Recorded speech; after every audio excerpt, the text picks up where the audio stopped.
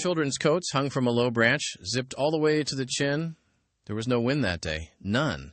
The coats were swaying anyway.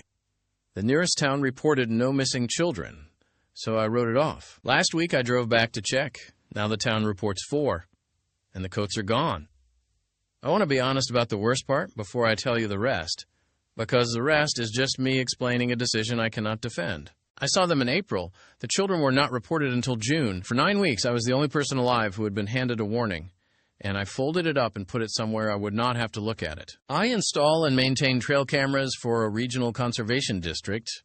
It is quiet work, mostly. I service motion-triggered units, strung through 40 miles of state land, swap batteries and memory cards, clear spider webs off lenses, and reposition cameras when the deer change their habits or a storm drops a tree across a corridor. I am alone for most of it, which is the part one used to love. You learn a forest differently when you are the only warm thing moving through it for hours. You stop seeing scenery and start seeing routine. Animals keep schedules. Water keeps schedules. Even the rot keeps a schedule. After 11 years, I thought there was very little in those woods that could surprise me. The branch with the coats was on a service spur off the Hollow Creek Loop, a section so far from any trailhead that I was the only person who visited it with any regularity. There was a camera there, Unit 19, bolted to a hemlock at the edge of a small, natural clearing where 2 animal corridors crossed. I had been servicing Unit 19 for 6 years. I knew that clearing the way you know a room in your own house. So when I came up the spur that April morning and saw 4 small coats hanging from the low branch of an oak at the clearing's edge, I stopped walking before I had finished deciding to stop. The body knows wrong before the mind agrees to it. They were children's coats. Not toddler small, not teen large. The size a 7 or 8-year-old wears. 1 red.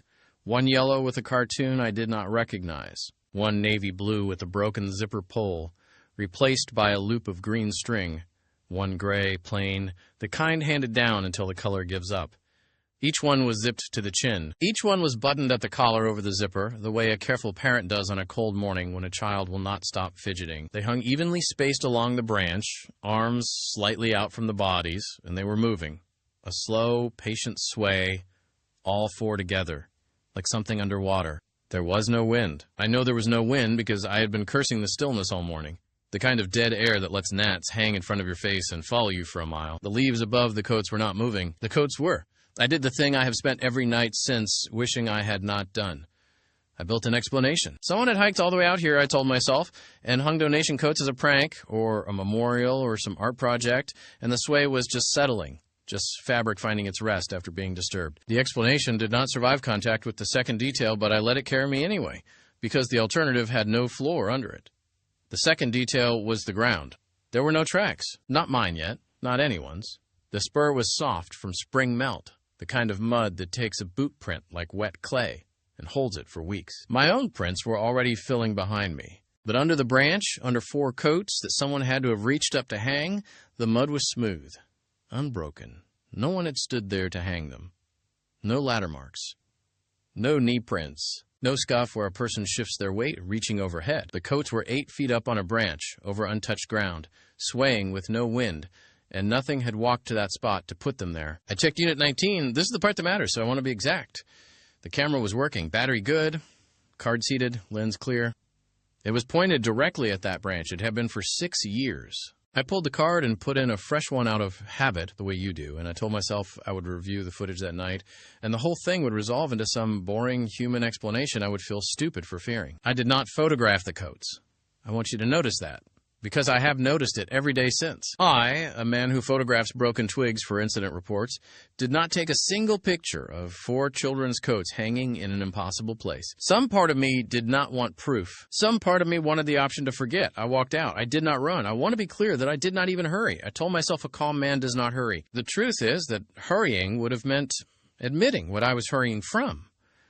That night, I put the memory card in my laptop. Unit 19 takes a still every time motion crosses its sensor, then 10 seconds of video. There were 416 captures over the prior 3 weeks. Deer, mostly. A coyote. Wild turkeys at dawn, moving like a slow gray tide. And then, 18 days before I found the coats, at 3:51 in the morning, a sequence of 4 captures. In the first, the branch was bare. In the second, 1 coat, the red one. Hanging, zipped, still. There was no person in the frame, no arm reaching in, no motion trail.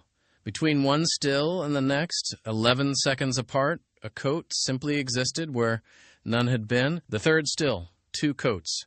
The fourth, 4. All 4 appearing across 33 seconds on a branch that nothing approached, in a clearing where the motion sensor logged no body large enough to be a person at any point that night. The sensor had fired. Something had moved. The camera just never agreed to show me what. I sat with that for a long time. Then I did the second thing I cannot defend. I told myself the camera was glitching. Cards corrupt. Sensors misfire. Timestamps drift. I have seen units do strange things in cold and damp. I formatted the card. I told my supervisor Unit 19 was throwing bad captures and I would keep an eye on it. I did not mention the coats because by then I had decided in the privacy where we make our worst decisions that mentioning them would make them real, and I did not want them to be real. For 9 weeks, they were not. The report started in June. A boy from Aldenville, 7, gone from his own backyard between the time his mother went in to answer the phone and the time she came back out. 12 minutes. Then a girl, 8, from a campground 40 minutes north, walked toward the bathroom block and did not arrive. Then 2 more inside a single week, a brother and sister, 6 and 8, from a church group hiking a marked trail with 19 other people who all swore the children were there one switchback and gone the next. 4 children. The news called it a crisis, a possible abduction ring, a stranger working the county. They organized searches. They asked anyone who used the state land regularly to come forward with anything unusual. Anything at all. I knew where the coats were. I knew the dates did not work the way dates are supposed to. I knew that the red coat had appeared on my camera in April, weeks before a boy in a red coat vanished from a backyard in June, because that is what his mother told a reporter he had been wearing, a red coat, zipped to the chin because the morning had been cold. I knew, and I drove out to the spur alone, before dawn, before I could let anyone talk me into bringing people I would then have to watch. The coats were gone. The branch was bare, and the mud beneath it, soft from a week of rain, finally held tracks. Small ones. 4 sets, child-sized, in 2 columns, walking out of the clearing and up the spur, deeper into the woods, away from every road. They began directly under the branch. They did not arrive from anywhere. They simply started mid-stride, 4 pairs of small feet, as if 4 children had been lowered gently to the ground from above and told which way to walk. Unit 19 was still bolted to its hemlock. I pulled the card with hands I could not keep steady. There was 1 capture on it. A single still, time-stamped that morning, minutes before I arrived, though the camera had not fired for me and would not fire again. It showed the clearing in the gray before light. It showed 4 children standing in a line beneath the bare branch, their backs to the camera, facing the deeper woods. They wore no coats. It was 41 degrees that morning. They were not shivering, and standing behind them, taller than the branch, was a shape the camera had rendered as a column of pure cold, a human absence in the warm forest, with 4 pale arms lowered like a coat rack folding closed. I followed the tracks. I want that on the record, whatever the record is. I did not run away this time. I followed 4 sets of small footprints for almost 2 miles, past the edge of the area I service, past the last of my cameras, into a part of the forest I had no reason to know. The prints stayed perfect in the mud the whole way, never tiring, never stumbling. 4 children walking in step, with something that left no print at all. And then I came over a low rise, and the tracks stopped at the base of another oak, low-branched, wide, older than the rest. There were coats on it. Not 4. Dozens. Small coats and slightly larger ones. Decades of them, some bright and new, some rotted to threads and held together by the careful way they had been zipped. They hung evenly spaced along every branch, arms slightly out, and in the dead and windless air they were all, every one of them, swaying. The 4 newest were near the bottom. Red. Yellow. Navy with green string. Gray. Empty. Zipped to the chin. Waiting, I understood, the way the others had waited, for the cold morning when a child would need them, and would be given them, and would put them on, and would walk out of a backyard or a bathroom line or a marked trail, 12 minutes into being gone. I did not take a coat down. I have read enough to know you do not take the thing the woods are keeping. I marked the tree on no map. I told the searchers nothing useful, because there was nothing useful to tell that would not end with me in a room explaining trail camera timestamps to people who needed a man in a van, not a man in the woods. They never found the children. They scaled back the search in August. The county moved on the way counties do. I quit the conservation district in September. I told them it was my knees. The truth is, Unit 19. Because 3 weeks ago, sorting the last of my equipment to return, I plugged in one final card I had never gotten around to reviewing, and there was a capture on it from a camera I had already uninstalled, from a clearing I had already abandoned, time-stamped a date that has not happened yet. It showed my own coat, the brown canvas one I am wearing right now, hanging from a low branch, zipped to the chin, swaying. And the worst part, the part one keep replaying, is not that it was there, it is that there was a smaller coat hanging beside it. Child-sized. One I do not recognize, and I do not have children. Yet.